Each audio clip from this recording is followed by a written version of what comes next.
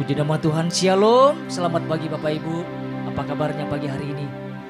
Seberapa kita yang siap memuji Tuhan pada pagi hari ini? Haleluya. Mari kita siapkan hati kita.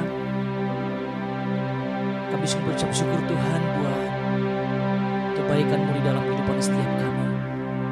Kami ada sebagaimana kami ada saat ini, semua karena anugerah-Mu Tuhan. Semua karena pertolongan-Mu di dalam kehidupan setiap kami. Dan kami percaya Engkau hadir di tengah-tengah kami pada saat ini Tuhan. Ada lawatan Tuhan, ada kemenangan, ada sukacita, bahkan ada urapan Tuhan yang terus penuh di dalam kehidupan setiap kami. Terima kasih Bapa. Satu hal yang kami rindukan, biarlah nama Tuhan yang ditinggikan. Hanya nama Tuhan Yesus yang dimuliakan ya Tuhan. Terima kasih Bapa. Terima kasih Roh Kudus. Setiap kita yang siap memuji Tuhan, bersama-sama katakan amin. Haleluya. Saya undang untuk bangkit berdiri semuanya.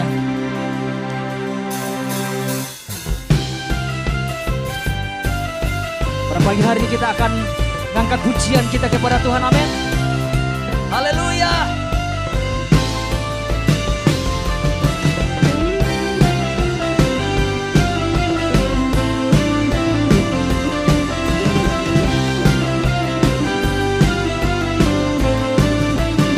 Kau Tuhan perlindungan. Kau Tuhan perlindunganku, Kau Tuhan kekuatanku, Kaulah anugerah bagiku.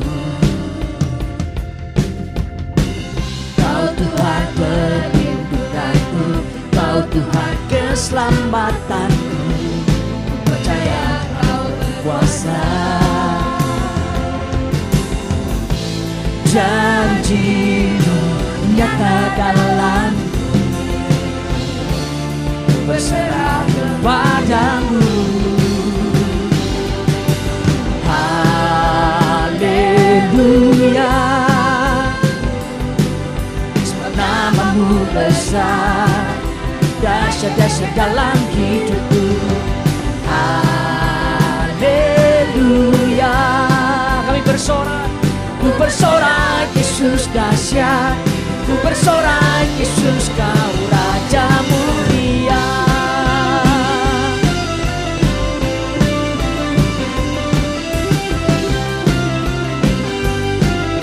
Mari bersama-sama kita angkat pujian ini. Kau Tuhan, Kau Tuhan perlindunganku, Kau Tuhan kekuatanku, Kaulah anugerah bagiku. Kau Tuhan perlindunganku, Kau Tuhan keselamatanku, percaya Kau berkuasa. Mari bersama-sama. Janji-Mu nyata dalam, ku berserah kepadamu. Haleluya. Sebab nama-Mu besar, dahsyat-dahsyat dalam hidupku. Haleluya. Ku bersorak Yesus dahsyat, ku bersorak terus Kau Raja mulia.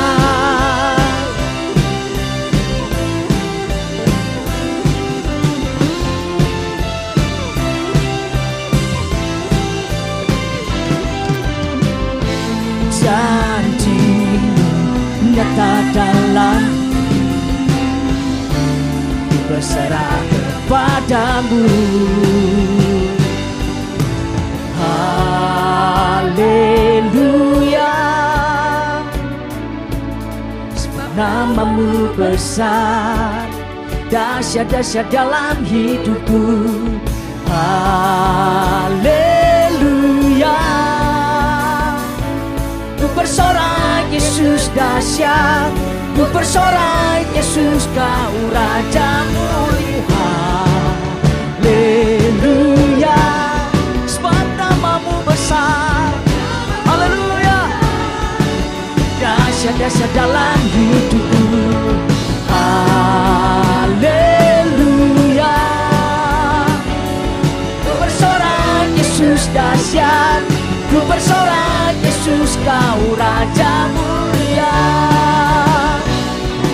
bersorak Yesus dahsyat, ku bersorak Yesus kau raja. Mari bersama-sama.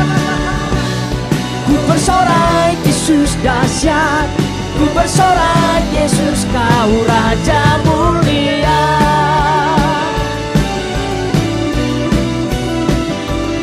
Haleluya.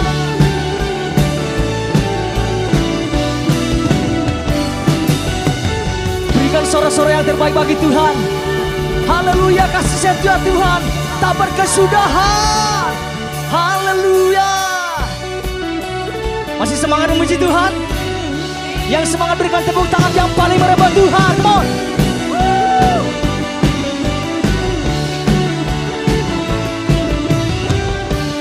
Dari hari ke hari tak pernah terbatalkan. Katakan berkat-Mu. Haleluya.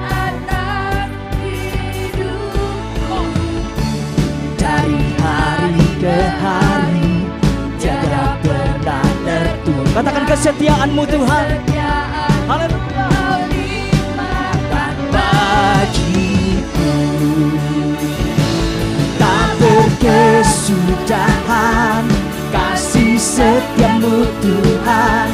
Rahmat-Mu tak pernah habis dari hari-hariku. Tangan-Mu yang perkasa, besar kejayaan-Mu, lalu menopang hidupku, selalu pegang erat tanganku. Boleh tepuk tangannya di atas kepala, come on. Woo!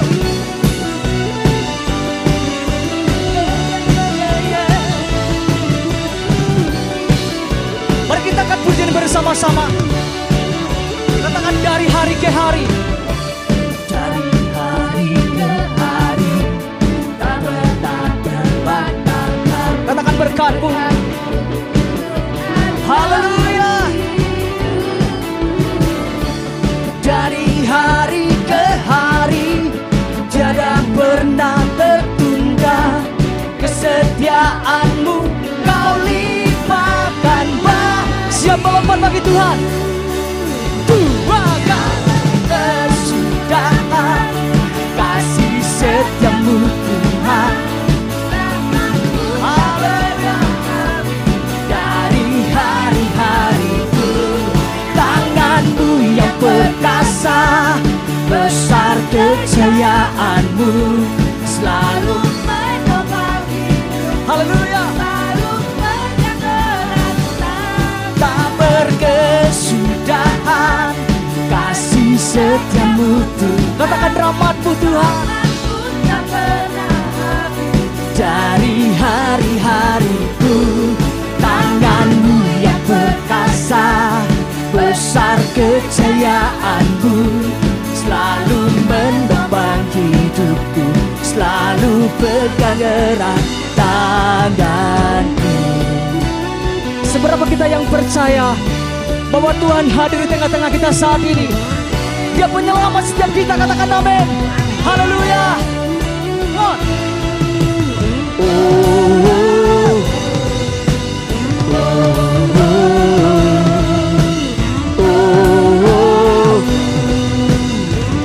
Lebih lagi buat Tuhan, come on.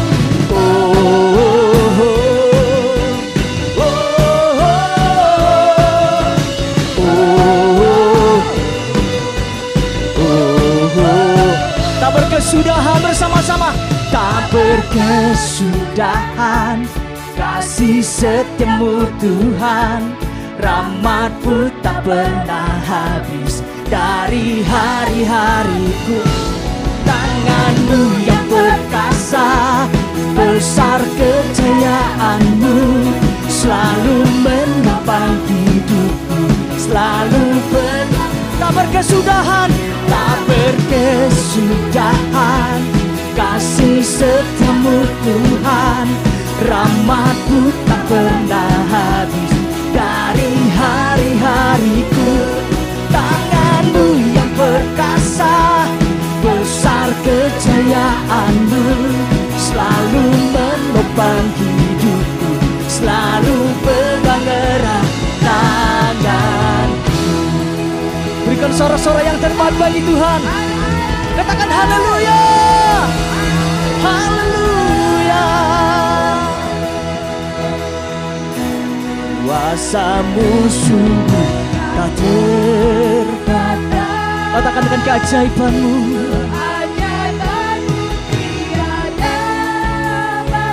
Benar Tuhan, kasih-Mu tak terselambi. Aku kan bersandar dan mengandalkan-Mu. Kejayaan-Mu tiada batas, kebesaran-Mu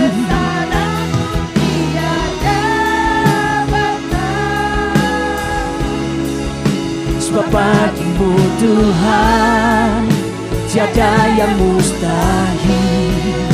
Ku aman dalam-Mu. Kuasa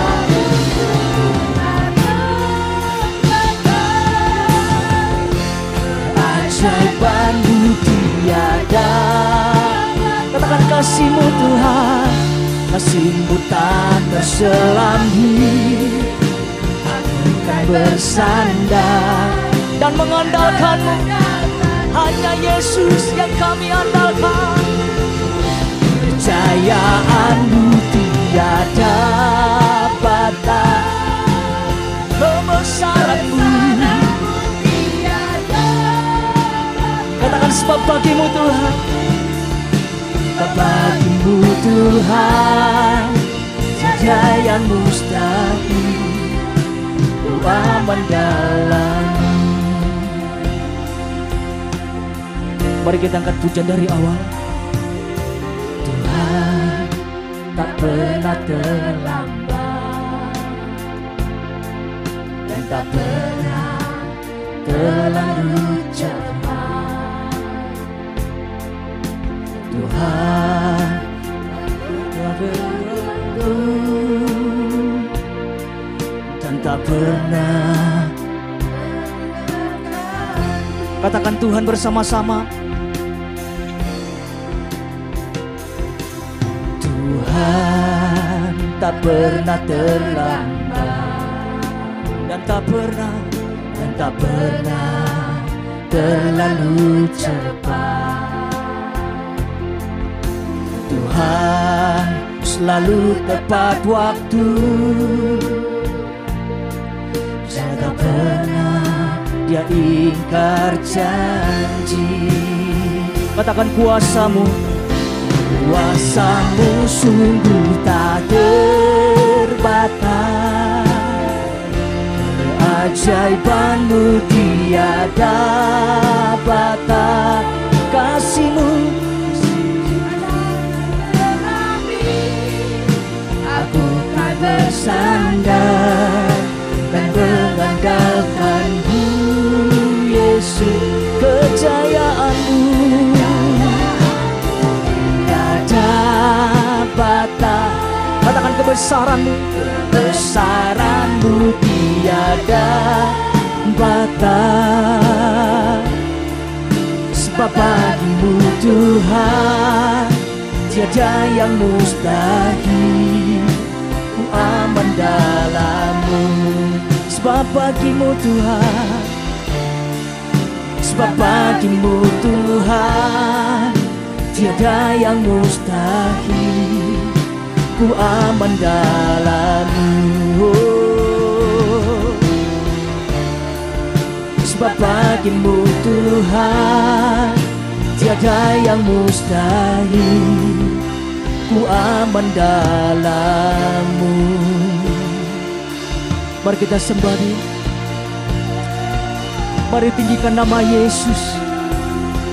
Haleluya, haleluya, haleluya, haleluya.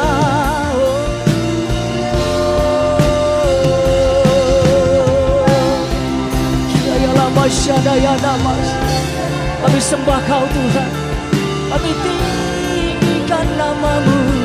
Haleluya, haleluya.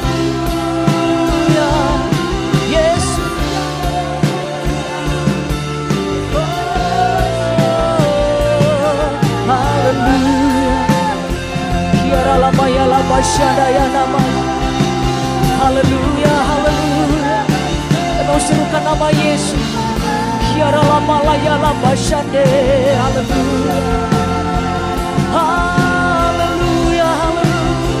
Mari terus menyembah. Kiara lama ya lama shande. Haleluya, haleluya. Kami mau mengalami Engkau Tuhan. Kiara lama lama ya lama shande ya lama.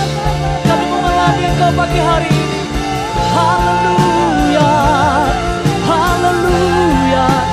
Kau sumber pertolongan kami Tuhan, sumber kekuatan. Haleluya. Mari terima kekuatan yang baru, terima kemenangan dari Tuhan. Haleluya, haleluya. Terima kesembuhan.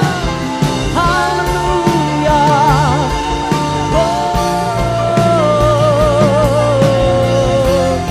Kami punya Allah yang besar, Allah yang berkuasa, Allah yang memerintah hidup kami. Haleluya, haleluya. Hanya Kau yang layak Tuhan, hanya Kau yang layak disembah. Haleluya, haleluya. Haleluya, haleluya. Haleluya.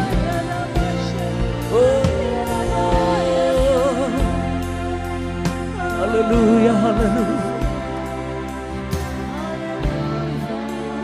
Mengalir di tempat ini Tuhan, mengalir di hidup kami, mengalir dalam keluarga kami Tuhan, dalam pelayanan kami.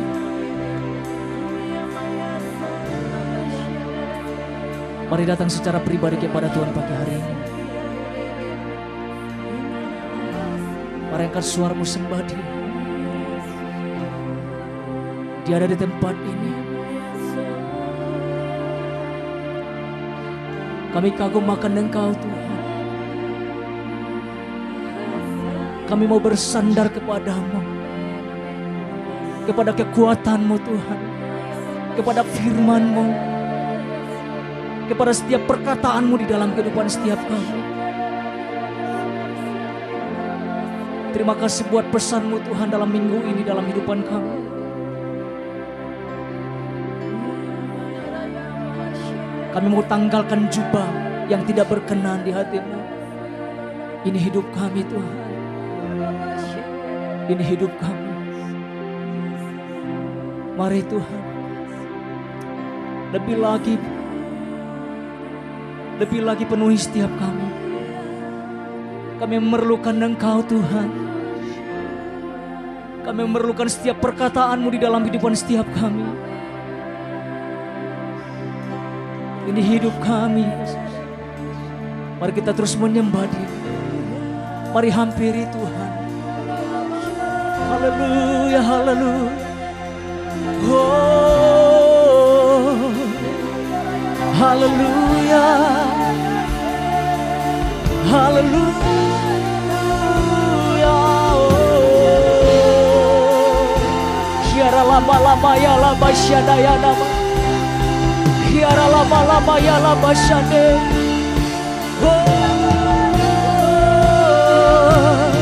Haleluya,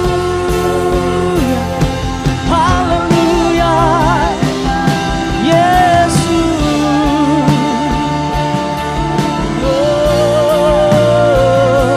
Kiara lama-lama ya lama syada ya. Haleluya, haleluya. Terima kasih Yesus. Terima kasih. Mari terus penuhi setiap hati kami Tuhan. Haleluya, haleluya, haleluya, haleluya, haleluya. Mari kita angkat kedua tangan kita lebih tinggi. Haleluya.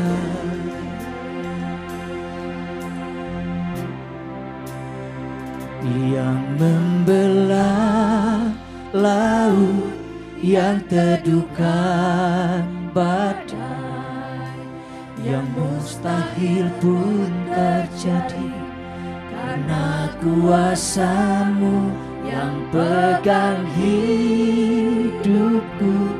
yang buka jalan bagiku. Kau pembuat mujizat terjadi. Katakan yang membelah laut, yang membelah laut, yang teduhkan badai, yang mustahil pun terjadi karena kuasa-Mu yang pegang hidupku, yang buka jalan bagiku. Kau pembuat mujizat terjadi. Kau pembuat mujizat terjadi. Kau pembuat mujizat terjadi. Mari tepuk tangan bagi Tuhan, pembuat mujizat, penuh kuasa, maha kuasa, maha tahu, maha hadir dalam kehidupan kita. Haleluya, haleluya. Mujizat pasti terjadi, mujizat akan terjadi, mujizat sudah terjadi atas setiap kehidupan kami. Terima kasih Tuhan. Haleluya. Engkau pembuat mujizat. Berbicaralah dalam hidup kami ya Bapa. Terima kasih Tuhan.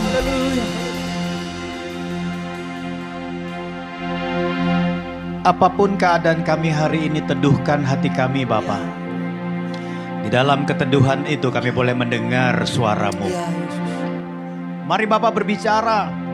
Sampaikan apa menjadi isi hati-Mu, karena kami tahu satu kata yang keluar dari hati-Mu dan terucap itu jauh lebih berotoritas daripada jutaan kalimat setiap perkataan manusia. Kami percaya Tuhan, Engkau hadir di tempat ini dan Kau mau berbicara. Sampaikan menjadi isi hati-Mu, pakai hamba-Mu dengan pengurapan dan hikmat dari Tuhan. Berbicaralah Bapa, sehingga suara-Mu jelas dan berkumandang dalam batin kami. Dalam nama Tuhan Yesus kami berdoa. Percaya katakan amin. Selamat duduk Bapak Ibu Saudara. Terima kasih kepada Bapak dan Ibu Gembala dan juga tim majelis yang sudah memberikan kesempatan bagi saya untuk menyampaikan firman Tuhan dalam ibadah raya kedua ini. Nah, saudara yang kasih dalam Tuhan, senang sekali berjumpa kembali dengan Bapak Ibu Saudara sekalian. Ya, apapun situasi kehidupan kita, Yesus sang pembuat mujizat. Amin saudara, Dia adalah Tuhan yang baik bagi kita. Kita bersyukur kita sudah melampaui masa-masa kritis 2 atau 3 tahun ini saudara ya. Nah, kita boleh keluar dari semuanya itu, dan saya percaya di depan sana kita berdoa dan juga iman kita semakin membaik. Amin saudara, situasinya semakin membaik. Dan saya percaya ada karya Tuhan terus berlangsung di dalam kehidupan kita. Nah saudara yang kasih dalam Tuhan, apapun yang terjadi, Tuhan ada bersama dengan kita. Saudara, ada satu kata yang saya mau katakan pada saudara, yaitu kata nyaris. Kata nyaris ini artinya apa? Hampir. Ya. Terus apa saudara? Nyaris, hampir, terus sedikit lagi gitu saudara ya kan. Ya, nyaris itu apa sih sebenarnya gitu kan? Wah, ini berarti sesuatu yang bagai telur di ujung tanduk. Nah, itulah kira-kira gambarannya nyaris saudara ya kan. Nah, hari ini saya akan berbicara tentang satu tema, yaitu nyaris tak tertolong ya. Nyaris tak tertolong. Wah, nyaris tak tertolong. Nah, saudara yang kasih dalam Tuhan, saya percaya setiap kita ketika kita menghadapi pergumulan dalam hidup ini saudara, kita pengen sekali ditolong oleh Tuhan. Tetapi saya mau katakan ada begitu banyak orang ya nyaris tertolong. Karena apa? Karena ada sesuatu yang membuat dia nyaris tertolong. Kalau nyaris tertolong berarti belum ditolong begitu saudara ya kan. Ya, nyaris diberkati ya berarti belum diberkati begitu saudara ya kan. Tapi kalau ini nyaris tak tertolong. Nah saudara, saya mengambil sebuah tumpuan dari cerita tentang seorang panglima perang Raja Aram, yaitu yang bernama Naaman. Naaman ini sebenarnya artinya adalah menyenangkan, saudara ya kan. Nah saudara yang kasih dalam Tuhan, Naaman ini adalah seorang panglima perang tentara Aram. Bahkan dikatakan Tuhan memberikan kepada dia kekuatan untuk menaklukkan musuhnya. Nah saudara, Naaman ini menjadi panglima dan dia disukai oleh Raja Aram, saudara ya kan. Dan dia menjadi orang yang sangat terhormat pada saat itu. Nah tetapi yang menjadi permasalahan, dia punya jabatan, dia dekat dengan raja, dia memiliki prestasi, Karena apa? Dia memimpin pasukannya sehingga mengalami kemenangan. Dan juga dia punya rumah tangga yang baik, saudara. Kalau kita bisa lihat di situ, saudara ya. Ya, di mana dia tinggal dengan istrinya dan juga ada pembantu juga di situ, saudara ya kan. Kita bisa melihat di situ. Tetapi yang jadi masalah sakit kusta. Nah, sakit kusta pada saat itu, saudara, belum ada obatnya. Saudara bisa bayangkan ya. Walaupun dia seorang panglima pakai jubah kebesaran, kemudian juga dia pakai baju kebesaran dengan tanda-tanda yang banyak karena dia adalah seorang panglima perang. Tetapi tubuhnya sakit kusta. Saudara yang kasih dalam Tuhan, bagi bangsa Aram, sakit kusta itu sepertinya seperti sakit biasa. Karena apa? Walaupun sakit kusta, masih bisa menjabat sebagai panglima perang. Nah, saudara, mari kita akan lihat. Di dalam cerita selanjutnya, saudara, kita bisa temukan suatu ketika tentara Aram masuk ke wilayah Israel. Ketika mereka keluar dari situ dengan menjarah, termasuk juga menawan seorang anak remaja. Dan anak ini dipekerjakan di rumah Naaman sebagai ART, asisten rumah tangga. Rupanya si ART dari Israel ini saudara mengetahui bahwa tuannya memiliki penyakit, yaitu apa? Sakit kusta. Nah, saudara, lalu dia bicara begini kepada nyonyanya. Seandainya saja Tuhan bisa pergi ke Israel. Ini saya bahasakan. Karena di sana ada seorang nabi yang bisa menyembuhkan. Wah, luar biasa sekali. Saudara perhatikan baik-baik. Apapun pekerjaan kita, di level manapun posisi kita, kita punya kesempatan untuk memberitakan kabar baik. Yang setuju katakan amin. Mungkin saudara berpikir kabar baiknya nggak ada artinya, Pak. Karena saya cuma menyampaikan kabar baik. Karena saya cuma menyampaikan informasi saja. Tetapi bagi orang yang membutuhkan, saya katakan, informasi seperti itu bisa saja awal dari kehidupan kekal yang dia terima. Amin. Jangan remehkan pemberitaan saudara. Nah, saudara yang kasih dalam Tuhan, rupanya pesan ini, saudara, rupanya berita ini masuk ke dalam ingatannya si nyonya rumah nih, nyonyanya Naaman. Kalau didramatisir, lalu ketika dia bertemu dengan suaminya, dia bicara. Kira-kira Tuhan mau sembuh nggak? Misalnya begitu, saudara kan. Oh, jelas mau sembuh dong. Iya kan? Selama ini yang jadi pergumulan adalah penyakit kusta ini. Masalah prestasi tidak diragukan. Jabatan, oh tinggi, panglima tentara. Kemudian kedekatan dengan raja, oh setiap hari ketemu raja. Problemnya sakit kusta. Ada berita bagus. Anak remaja yang kerja di rumah kita ngomong, seandainya Tuhan pergi ke Israel, di sana ada seorang nabi yang bisa menyembuhkan Tuhan. Wah, kaget saudara ya kan? Nah, saudara yang kasih dalam Tuhan, ketika orang mengalami pergumulan, tentunya secara manusiawi pengen cepat selesai. Setuju saudara? Itulah yang membuat dia mendengarkan pesan istrinya. Kita lihat dalam 2 Raja-Raja 5 ayat 9 sampai dengan 14, kita baca ayat 9 dan 10 dulu saudara ya kan. Mari kita lihat. Saudara yang kasih dalam Tuhan, sebelum ayat ini kita menemukan bahwa Naaman datang kepada raja lalu memohonkan surat jalan untuk masuk ke wilayah Israel. Ya, supaya ketika dia masuk di sana tidak dianggap sebagai penyerangan, enggak. Tapi perjalanan untuk mengalami pengobatan. Misalnya seperti itu, saudara ya kan. Nah, saudara yang kasih dalam Tuhan, ketika Raja Israel mengetahui akan hal itu, wah dia langsung maksudnya takut dan kaget gitu. Tuhankah aku yang menyembuhkan kamu dari sakit kusta? Bukan itu maksudnya gitu kan. Cuman kasih izin aja mau lewat nih, mau masuk wilayah Israel. Akhirnya dibawalah ke tempat nabi di Israel ini. Nah, kita lihat dalam 9 dan 10. Kemudian datanglah Naaman dengan kudanya dan keretanya, lalu berhenti di depan pintu rumah Elisa. Sampai situ dulu. Kemudian datanglah Naaman dengan kudanya dan keretanya. Saudara perhatikan baik-baik, ini perkara yang serius. Karena apa? Kunjungan seorang panglima. Yang kedua kalau kita bisa lihat, dia datang dengan kudanya. yang ditunggangi dia sebagai seorang panglima dan keretanya. Ini bicara tentang apa saudara?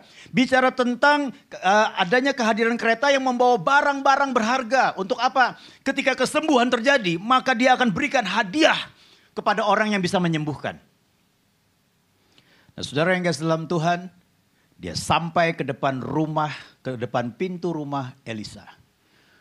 Dengan yang pertama, ekspektasi, aku pasti sembuh. Yang kedua, dia akan keluar menemui aku. Karena aku datang dengan kebesaran.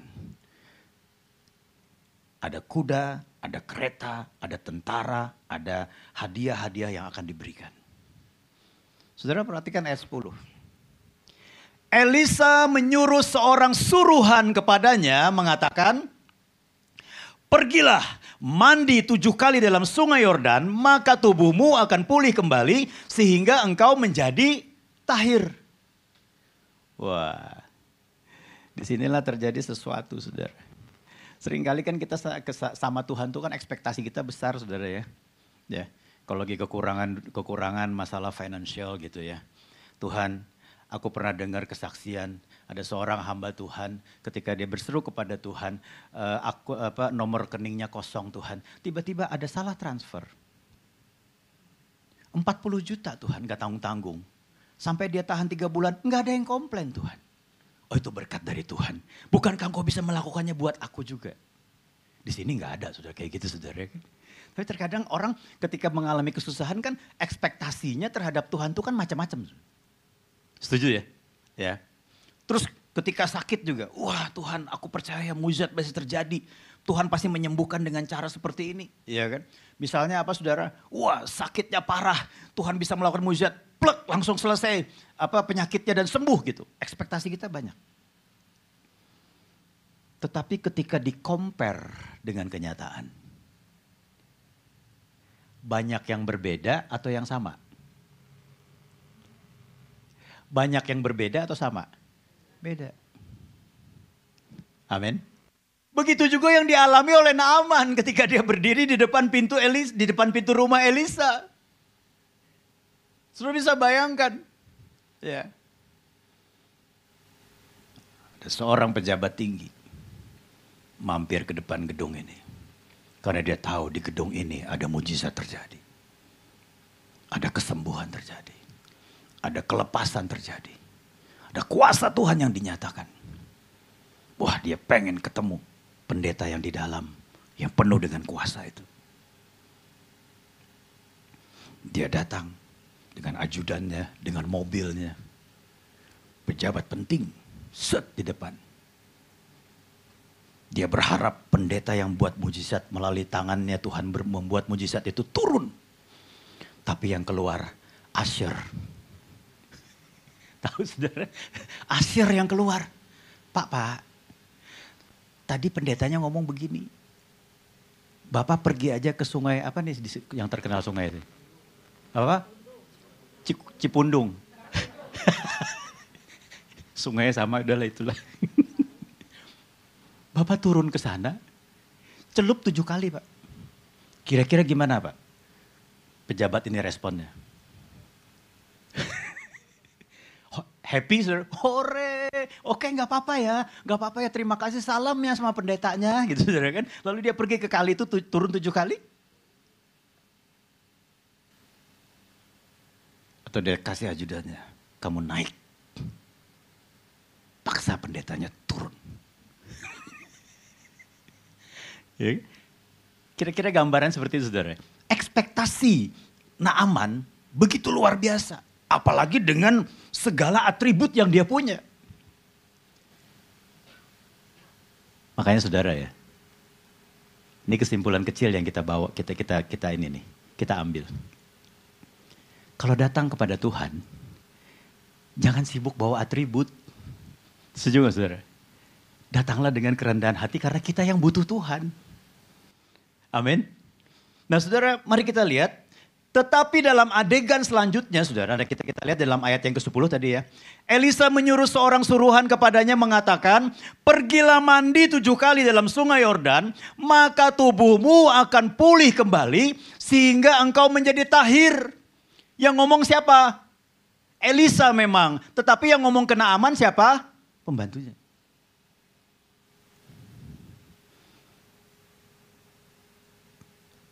Secara etis, Naaman berpikir, ini orang gak sopan. Elisa ada dalam rumah. Kalau sekarang, lihat mobil pendetanya ada di rumah. Ya kan? Sepatu di depan ada sepatu pendetanya. Kenapa dia gak mau keluar? Coba kalau misalnya saudara datang ke rumah pendeta. Saudara, pendetanya ada di rumah. Ada sepatunya di situ. Yang menunjukkan bahwa dia memang ada di rumah. Cek pakai Google Map, ternyata dia ada di rumah. Ya kan? Terus waktu saudara minta didoain, dia gak mau keluar. Kira-kira apa yang ada dalam hati saudara? Minimal komplain. Yang kedua, cari gereja mana. Ini contoh, bukan di sini, bukan. Saya mau cuma kasih gambaran tentang Naaman, begitu saudara ya kan. Nah, saudara yang gak dalam Tuhan, ya. Dalam adegan selanjutnya inilah yang membuat Naaman nyaris saja tidak tertolong, saudara. Apa itu? Yang pertama, mari kita akan lihat. Yang pertama adalah, kita akan lihat bersama-sama, terus ya bisa diklik. Nyaris tak tertolong, mengapa? Yang pertama adalah menentukan cara Tuhan menolong. Di dalam ayat 11 responnya saudara. Saudara bisa lihat responnya dia. Ya, ketika dia diperlakukan seperti itu. Ya. Nah, seringkali kan kita punya respon gitu saudara. Ya, kan, ketika kita merasa ekspektasi kita tuh nggak pas dengan kenyataan gitu saudara. Ya. Dikatakan begini. Tetapi pergilah Naaman dengan gusar sambil berkata, aku sangka bahwa setidak-tidaknya ia datang keluar. Dan apa saudara? Berdiri. Memanggil nama Tuhan Allahnya. Lalu apa saudara? Lalu menggerak-gerakkan tangannya di atas tempat penyakit itu. Dan dengan demikian menyembuhkan penyakit kustaku. Ini kalau sudah bicara aku sangka. Ini panjang ceritanya nih. Karena bicara ekspektasi. Karena bicara apa saudara? Kemauan kita. Setuju gak? Iya kan? Seringkali orang Kristen itu kan kecewa bukan karena Tuhannya, karena ekspektasinya. Amin saudara. Ya kan? Saudara perhatikan, apa yang menjadi ekspektasi ataupun prasangka ataupun yang diinginkan oleh Naaman. Ya. Aku sangka bahwa setidak-tidaknya ia datang keluar. Wah, datang keluar.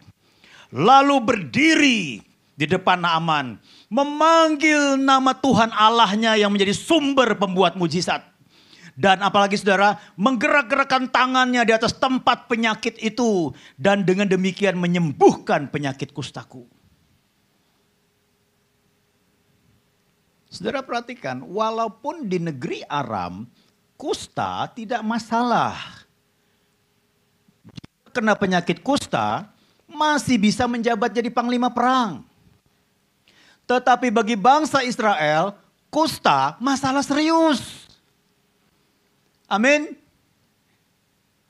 Orang sakit kusta ketika dia duduk walaupun tidak ada lelehannya, walaupun tidak ada nanahnya saudara. Bekas duduknya lalu diduduki oleh orang yang sehat. Orang yang sehat itu cemar ataupun najis sampai matahari terbenam. Seperti itu. Dan perbuatan dan kusta menurut pengertian hukum Taurat terjadi, pengertian di dalam bangsa Israel terjadi karena perbuatan dosa yang begitu luar biasa sehingga mengalami sakit kusta. Itu perkara yang serius.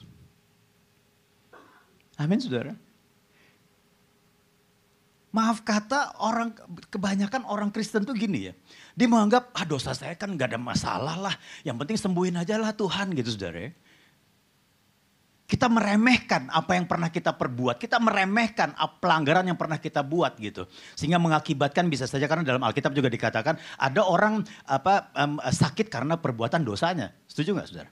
Ya. Nah saudara yang gak dalam Tuhan kita meremehkan dosa Tuhan kan mengampuni segala macam. Tuhan bilang ketika dia berdoa ekspektasinya tidak terjadi lalu dia kecewa sama Tuhan. Padahal Tuhan menghendaki bahwa bisa saja sebelum kesembuhan terjadi harus didahului dengan pertobatan. Setuju saudara? Karena ada sakit penyakit yang disebabkan oleh perbuatan dosa. Nah saudara yang kasih dalam Tuhan, ekspektasi ini tidak terjadi. Wah, kecewa. Saudara yang kasih dalam Tuhan, berharap Tuhan menjamah dan menyembuhkan dan memulihkan kita tentunya tidak salah. Yang setuju katakan amin. Tetapi ketika kita sudah menentukan bagaimana caranya dia menolong kita, ini ekspektasi yang keliru. Artinya apa? Tuhan harus melakukan seperti ini, seperti yang saya mau.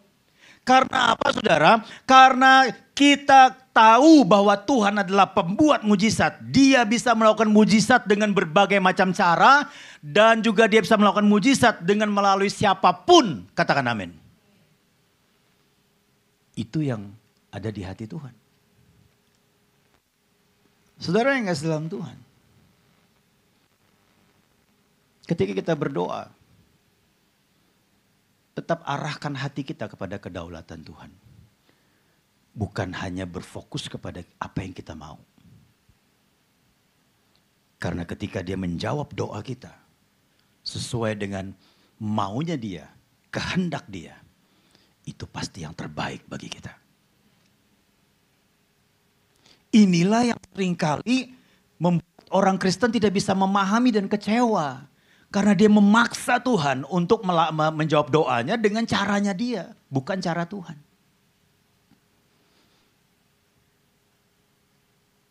Mari kita lihat yang kedua. Yang kedua dikatakan begini. Yang kedua adalah kenapa dia nyaris tak tertolong saudara? Karena menentukan di mana Tuhan menolong. Nah ini saudara ya kan. Di dalam ayat yang ke-12a. Dikatakan, bukankah Abana dan Parpar, sungai-sungai Damsyik lebih baik itu artinya adalah lebih berkenan untuk tempat mandinya seorang panglima. Seperti itu saudara ya kan. Seperti lebih berkenan untuk tempat mandinya seorang yang punya jabatan seperti Naaman. Begitu. Lebih baik dari segala sungai di Israel. Agak sedikit merendahkan nih. Ya saudara ya kan. Bukankah aku dapat mandi di sana dan menjadi tahir? Saudara yang kasih dalam Tuhan. Pahamkah saudara maksudnya? Kenapa harus di Sungai Yordan? Sungai Yordan itu panjangnya kurang lebih sekitar 250 sampai 253 km. Saya pikir warna air Sungai Yordan zamannya Naaman dengan zaman sekarang beda-beda tipis. Memang kalau di Yardenit karena dia dekat dengan Danau Galilea agak lebih jernih walaupun agak sedikit keruh. Dan di situ banyak sekali ikan mujair. Yang kalau gede disebut ikan petrus. Kalau di sini ikan mujair. Bahkan ada lele yang gede-gede saudara di bawah itu. Orang yang baru pertama kali ke Israel mintanya dibaptis di situ. Waktu dibaptis dia merasakan ada strum-strum. Wah itu pasti pekerjaan Tuhan. Roh Kudus bekerja. Kenapa? Mengalami strum. Setelah dibaptis dia cerita. Waktu saya dibaptis dan dicelupkan. Saya mengalami strum tadi. Itu adalah kuasa Tuhan. Bukan gigitan ikan mujair. Benar. Saya yang baptis juga digigit-gigitin begitu. Saudara. Mulut ikan begitu. Itu bukan pekerjaan Roh Kudus tapi pekerjaan ikan. Ada juga situs yang dibuka perbatasan antara Yordania dengan Israel. Di situ airnya lebih keruh. Bahkan seperti kopi susu, saudara. Tapi orang mau juga dibaptis di situ. Saya bisa ngerti gambarannya kenapa Naaman lebih baik di Abana dan Parpar, saudara. Kondisinya. Bukankah Abana dan Parpar, sungai-sungai Damsyik lebih baik, lebih layak, lebih terawat sungainya. Lebih layak, lebih berkenan untuk seorang panglima mandi di situ. Bukan Sungai Yordan. Bahkan dikatakan apa? Dari segala sungai di Israel. Dari segala sungai di Israel. Dikatakan demikian. Dia sedang memberikan sebuah penyanggahan kepada Tuhan. Kenapa di Sungai Yordan? Saudara perhatikan baik-baik. Sebaik apapun, sehebat apapun satu tempat, kalau bukan Tuhan yang suruh, tidak akan membawa dampak. Amin saudara. Nggak akan bawa dampak. Nggak akan bawa dampak. Perhatikan baik-baik. Tidak juga melulu Tuhan kasih ke tempat yang jelek terus gitu. Tempatnya jelek Tuhan, nggak apa-apa ada aku. Selalu begitu, enggak juga. Tapi yang penting di sini adalah siapa yang memerintahkan, itu yang sangat penting. Yang setuju katakan amin. Ketika kau masuk dalam pekerjaan, dalam pelayanan, tanya pada dirimu ketika kau menghadapi pergumulan, ternyata tempatnya kurang bagus, ternyata pelayanannya begitu berat, ternyata tugasnya begitu banyak, ternyata pemimpinnya nggak begitu menyukakan hati. Perhatikan baik-baik, siapa yang perintahkan kau ada di situ, itu yang menentukan. Bukan kondisi yang kau hadapi hari ini. Yang setuju katakan amin. Ketika engkau memasuki dalam rumah tangga, ketika engkau berumah tangga dengan suamimu, dengan istrimu, dan juga dengan anak-anakmu, kau mengalami pergumulan yang begitu berat. Cek baik-baik siapa yang memerintahkan. Ketika engkau masuk dalam rumah tangga, itu jauh lebih penting dari keadaan yang kau hadapi. Karena yang memerintahkan itu sanggup melakukan mujizat. Yang setuju katakan amin. Naaman berusaha menentukan, Tuhan harusnya di Abana dan Parpar saja.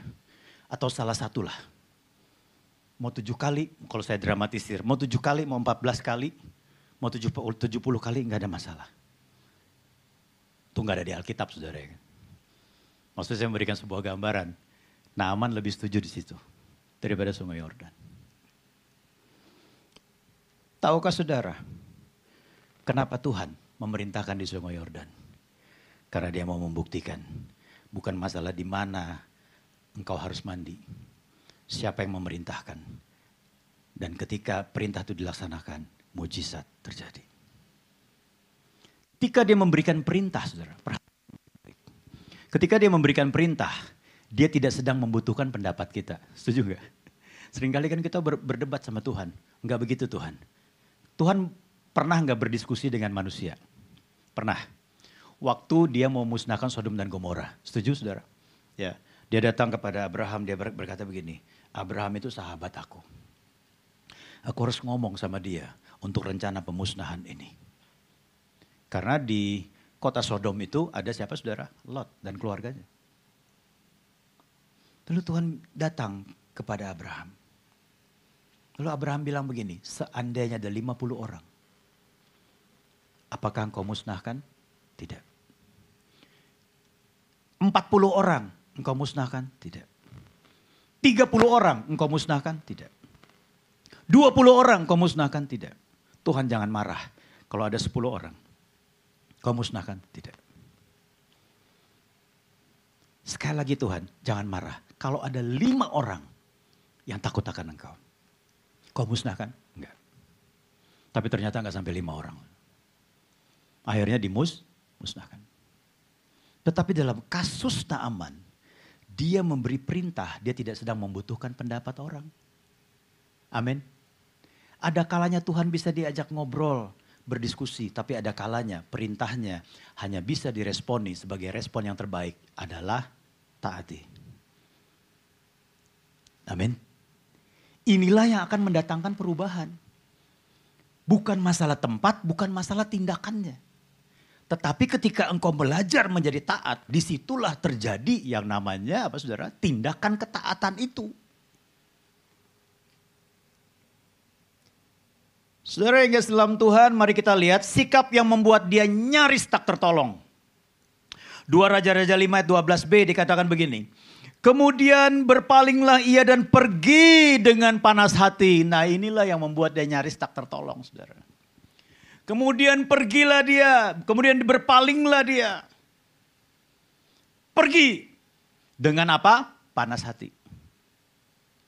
Mungkin pada saat itu dia sudah merancang, sudahlah. Forget it. Lupakan saja. Pulang. Bawa semua kereta dan juga pasukan pulang. Mungkin seperti itu.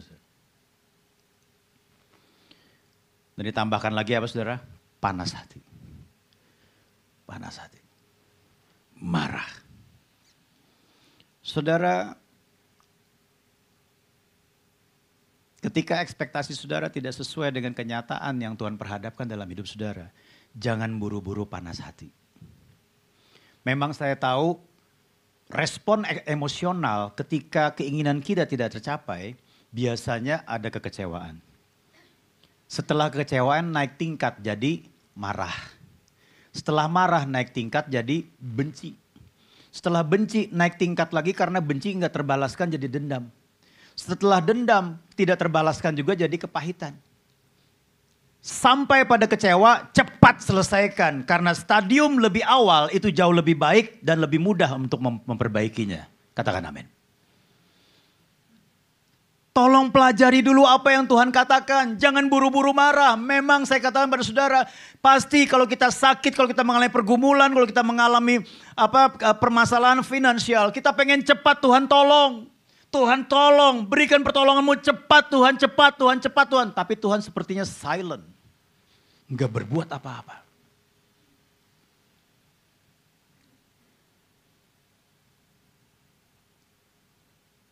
Pada situasi itu, kita mungkin sulit sekali untuk memahami apa yang menjadi maunya Tuhan. Memahaminya saja sulit, apalagi mentaati. Setuju saudara? Apakah di sini saudara selalu dijawab doanya? Atau ada doa-doa yang saudara pernah doakan bahkan sudah bertahun-tahun belum terjawab? Ada? Jujur ada doa-doa saya juga belum terjawab. Yang sampai hari ini saya nantikan. Saudara yang kasih dalam Tuhan, inilah yang membuat dia nyaris tak tertolong. Mari kita lihat lagi, 2 tindakan yang membuat dia tertolong. Nah, ini penting sekali. Di dalam ayat yang ke-13, tetapi pegawai-pegawainya datang mendekat serta berkata kepadanya, Bapa, seandainya nabi itu menyuruh perkara yang sukar kepadamu, bukankah Bapa akan melakukannya? Apalagi sekarang ia hanya berkata kepadamu, apa? Mandilah dan engkau akan menjadi tahir. Disinilah dibutuhkan komunitas, saudara. Amin. Ketika engkau mengalami pergumulan, tetaplah berada di komunitas. Jangan menyendiri. Saya percaya gereja ini menyediakan wadah komunitas dalam bentuk komsel atau dalam bentuk persekutuan kategorial, generasi dan sebagainya. Tujuannya untuk apa? Ketika engkau menghadapi berbagai macam hal dalam hidup ini, bahkan ada ekspektasi yang tidak sesuai dengan kenyataan yang kau jalani, ada orang-orang yang memberi dorongan untuk taat. Amin.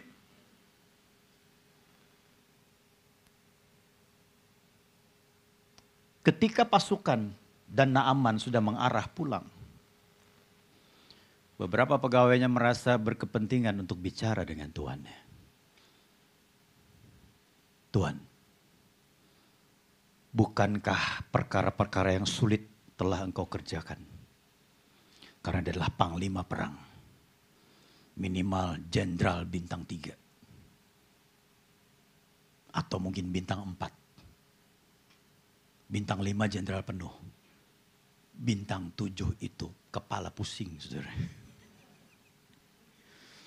Saudara yang kasih dalam Tuhan. Dia perlu punya kepentingan bicara dengan Tuhan. Bukankah engkau memasuki peperangan demi peperangan? Perkara-perkara yang sulit dalam menghadapi musuh, engkau pecahkan dengan strategi yang luar biasa sehingga kita mengalami kemenangan. Mungkin begitu, saudara. Pendekatannya.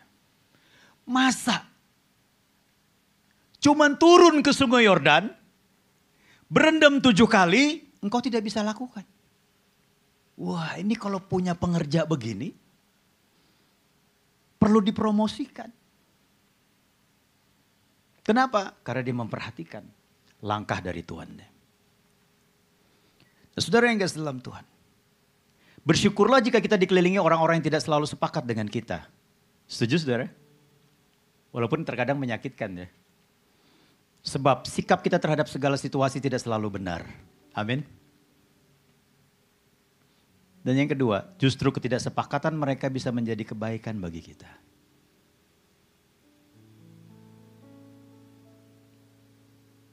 Bagaimanapun situasi hati, belajarlah menahan amarah dan mau mendengar nasihat. Pahamilah, nasihat bijak terkadang muncul dari orang sederhana dan tidak terpandang. Bahkan tidak selalu dibungkus dengan kesepakatan. Setuju nggak? Tapi jangan gengsi, karena dia nggak sepakat, ngapain kita dengerin dia? Karena dia tidak selevel dengan kita, ngapain kita dengerin dia? Nggak seperti itu. Ada kalanya nasihat bijaksana lahir, keluar dari perkataan istri kita, dari perkataan suami kita, dari perkataan anak kita, dari perkataan orang tua kita, dari perkataan orang-orang yang mungkin levelnya di bawah kita. Tapi dengar baik-baik. Jika itu adalah nasihat bijak, dengarkan. Karena ketidaksepakatan bukanlah definisi perpecahan. Tapi justru ketidaksepakatan seringkali membuat kebaikan buat kita. Yang kedua, saudara, yang terakhir.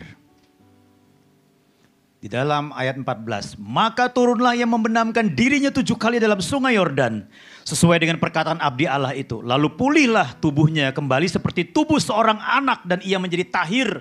Dalam terjemahan aslinya dikatakan bukan seorang anak bayi, begitu saudara, tidak. Tetapi seorang taruna, seorang teruna, artinya apa? Seorang yang gagah, seorang yang kulitnya bagus. Tanpa ikut langganan skincare. Mandi di sungai Yordan. Terus saudara jangan berpikir berdoa mulai hari ini, Tuhan aku mau mandi di sungai Yordan. Supaya kulitku glowing Tuhan. Kalau Tuhan gak perintahkan jangan coba-coba mandi di situ. Ntar digigit ikan-ikan mujair. Saudara perhatikan baik-baik. Ya kan? Ketaatan kepada perkataan dan cara Tuhan walau tidak sesuai dengan keinginan kita. Membuahkan hasil. Kemenangan sebenarnya terjadi ketika kita berhasil menaklukkan diri kita untuk mentaati kehendak Tuhan, bukan pada saat kita mengalami kesembuhan. Kesembuhan itu hanyalah buah dari ketaatan. Yang setuju katakan amin. Ya. Kemenangan terjadi di mana saudara? Dalam diri kita. Kita berhasil menaklukkan diri. Ya, aku mau ikutin saran ini walaupun itu dari pegawaiku. Mandilah dia. Dan dia mengalami kesembuhan.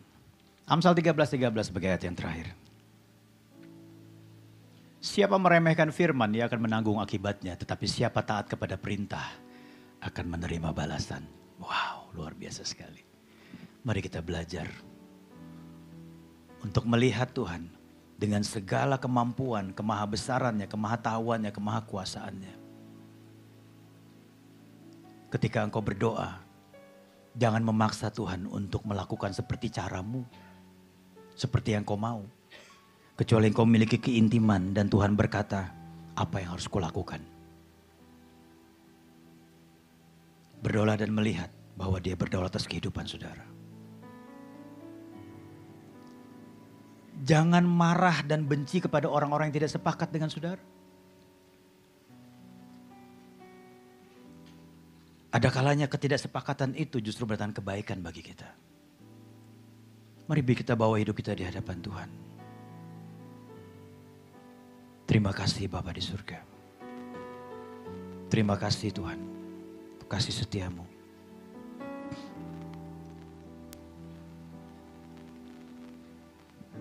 Kita renungkan firman ini. Kita renungkan kebesaran Tuhan. Yang melampaui cara, yang melampaui pikiran, yang melampaui perkataan kita. Dia mampu melakukan banyak hal dalam hidup kita. Bahkan melalui perkara-perkara sederhana, dia bisa menjawab doa kita.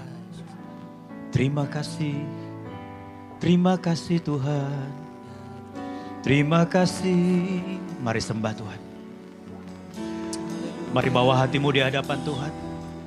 Kalau hari ini mungkin banyak doa yang belum terjawab, jangan kecewa. Tuhan tetap mengasihi saudara. Dia tetap ada bersama dengan saudara. Dia memperhatikan. Dia mempersiapkan yang terbaik bagi kita. Dia hadir dalam hidup kita. Terima kasih Tuhan.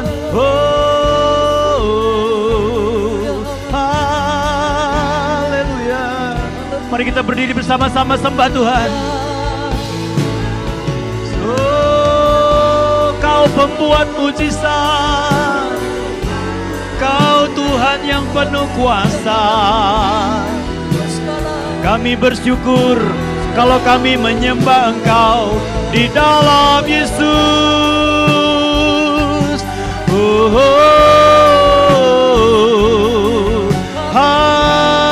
Haleluya. Terima kasih Tuhan.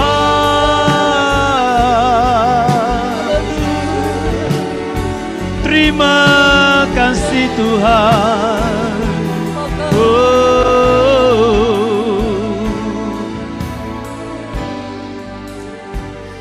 Bawa isi hatimu di hadapan Tuhan. Ayo, kalau engkau mungkin sempat kecewa dengan Tuhan karena Tuhan melakukan tidak sesuai dengan ekspektasi, dengan harapan. Bahkan mungkin kau sudah lelah berdoa karena Tuhan sepertinya diam, tidak melakukan apa-apa. Ayo datang di hadapan Tuhan. Datang di hadapan Tuhan. Dia ada bersama dengan kita hari ini.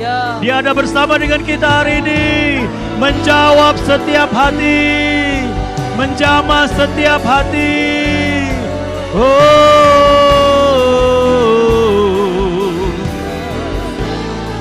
Haleluya. Terima kasih Tuhan.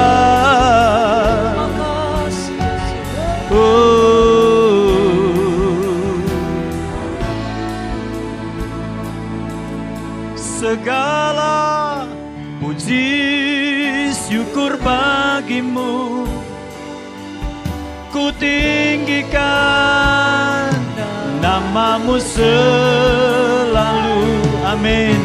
Kemuliaan hanya bagimu. Terpujilah. Amin. Namamu segala puji.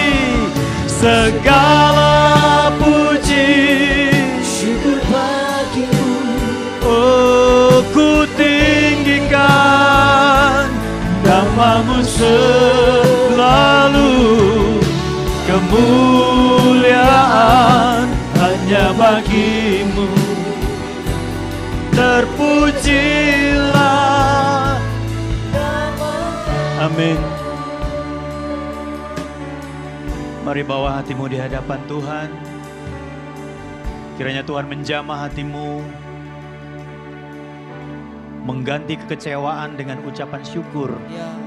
Karena kita tahu kita memiliki Tuhan yang maha kuasa, maha hadir, dan juga maha tahu.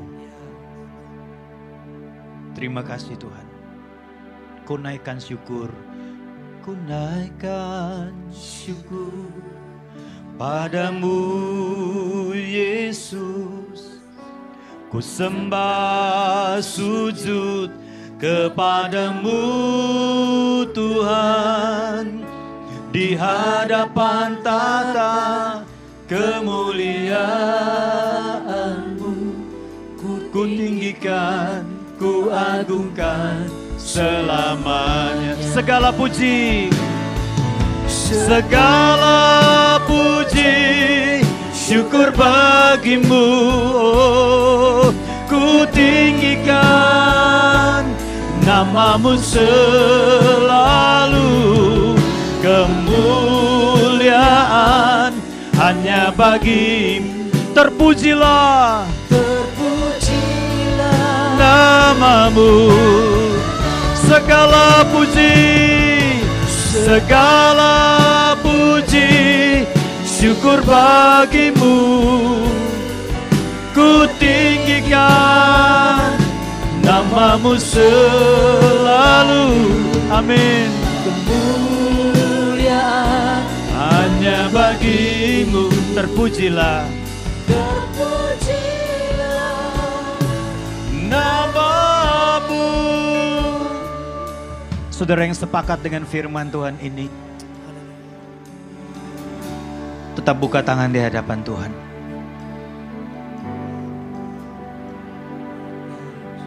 Biarlah kita terus mengarahkan hati kepada Tuhan. Kita percaya Ada jawaban-jawaban doa yang melampaui ekspektasi kita. Atau mungkin yang berbeda dengan ekspektasi kita. Tapi itu yang terbaik dari Tuhan. Mari kita memberi telinga juga dengan orang-orang yang memberikan masukan. Memberikan pandangan. Karena melaluinya seringkali ada kebaikan-kebaikan. Walaupun tampaknya tidak sepakat. Dan belajarlah untuk mentaati apa yang Tuhan perintahkan. Karena itulah yang menjadi sumber jawaban dari segala doa. Bapa, hamba berhenti berbicara. Teguhkan umat-Mu. Beri terus kekuatan. Ada tangan penyertaan Tuhan senantiasa. Yang membuat mereka terus menengadahkan hati dan pikiran mereka kepada Engkau. Karena kami percaya setiap doa kami Engkau dengar. Engkau punya 1001 cara untuk menjawab doa-doa kami. Beri kami kekuatan. Bila juga kami boleh setia dalam komunitas. Karena melaluinya Tuhan seringkali berbisik melalui orang-orang yang mungkin tidak sepakat dengan kami. Tapi di situ ada jawaban doa dari Tuhan. Biar kami boleh belajar untuk taat. Karena keputusan untuk taat itulah kemenangan. Dan kami percaya Engkau ada bersama dengan kami. Dalam nama Tuhan Yesus kami berdoa. Yang percaya katakan amin. Selamat duduk saudara. Tuhan berkati. Saudara Bapak Ibu Saudara kekasih dalam Yesus Kristus, sebentar kita akhiri ibadah pada siang hari ini. Sebenarnya kita angkat kedua belah tangan kita, arahkan hati kita, fokuskan dan terus terhubung dengan Yesus senantiasa. Pergilah, pulanglah dan jadilah saksi-saksi Kristus. Mari jemaat yang dikasih Tuhan, terimalah berkat dan beda sejahtera daripada Allah Bapa, kasih karunia daripada Tuhan Yesus Kristus, dan persekutuan Roh Kudus yang ada dan manis menyertai setiap kita semua, mulai daripada siang hari yang indah ini sampai hari Maranatha Tuhan Yesus menjemput setiap kita di awan-awan yang permai. Setiap kita yang percaya menerima, kita sama-sama katakan amin. Tuhan berkati.